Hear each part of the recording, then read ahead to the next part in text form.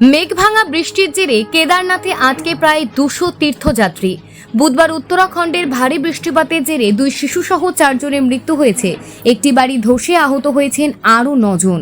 রাজ্য বিপর্যয় মোকাবিলা বাহিনী, পুলিশ এবং স্থানীয় আধিকারিকদের ধসের উচ্চ সতর্কতা জারি করা হয়েছে। বুধবার উত্তরাখণ্ডের কেদারনাথে মেঘভাঙা বৃষ্টিতে ওয়াকওয়ের প্রায় 30 মিটার ক্ষতিগ্রস্ত। হঠাৎ ভারী বৃষ্টিপাতের ফলে মন্দাকিনী নদীর জলের স্তর বেড়েছে। কেদারনাথে আটকে পড়া প্রায় 200 তীর্থযাত্রীদের নিয়ে উদ্বেগ প্রকাশ করেছেন স্থানীয় প্রশাসন।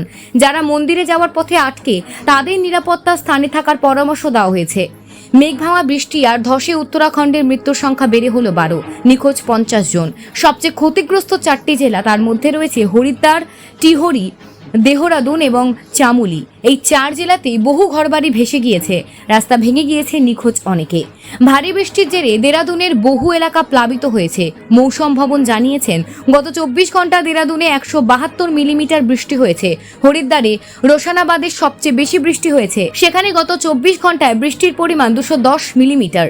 তারপরে রায়বালায় 163 মিমি, হলদোয়ানিতে 140, হরিদ্বারে 140, রুরকিতে 112 এবং নৈনিতালে 89 মিলিমিটার বৃষ্টি হয়েছে। সোনপ্রয়াসে মন্দাকিনী নদীর জলস্তর বিপদসীমা ছুঁয়ে ফেলায় পরিস্থিতি আরও জটিল হয়েছে। হরিদ্বারের রুরকিনিতে ভারপুর গ্রামে ভারী বৃষ্টিতে একটি বাড়ি ভেঙে পড়ে আর তার নিচে চাপা পড়ে 4 জনের মৃত্যু হয়েছে। আরও 10 জন আহত হয়েছেন, তার মধ্যে 8 জনের অবস্থা আশঙ্কাজনক। Bureau report, news prime Times.